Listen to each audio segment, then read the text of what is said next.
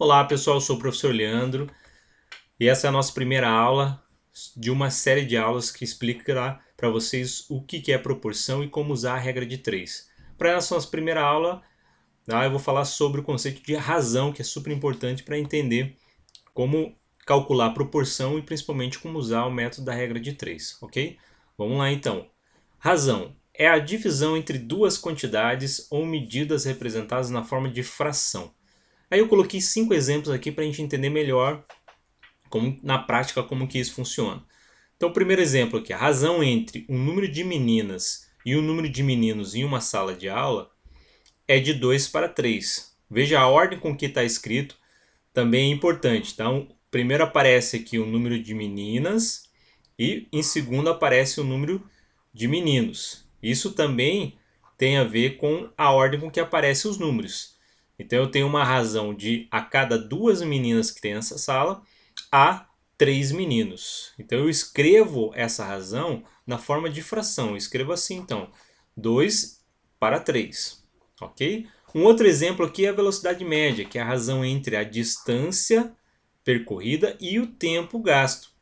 Então quando a gente fala assim, a distância pelo tempo, que normalmente a gente utiliza aqui a distância em quilômetros e o tempo em hora, essa é a razão para a velocidade média, ok?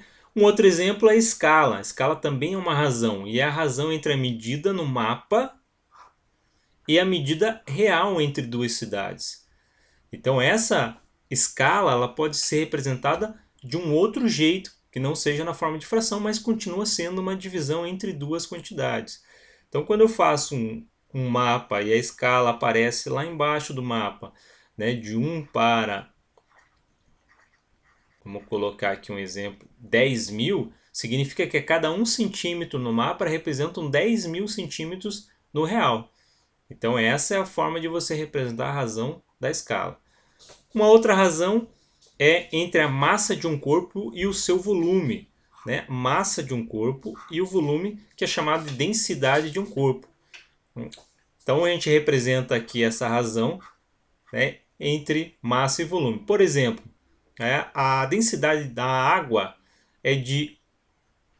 Vamos colocar aqui a densidade da água é de 1 grama por centímetro cúbico. Então eu tenho aqui a massa e o volume. Então essa é a razão da densidade de um corpo. Uma outra razão conhecida também é entre o número de habitantes e a área ocupada por esses habitantes, tá? Que é a chamada densidade demográfica.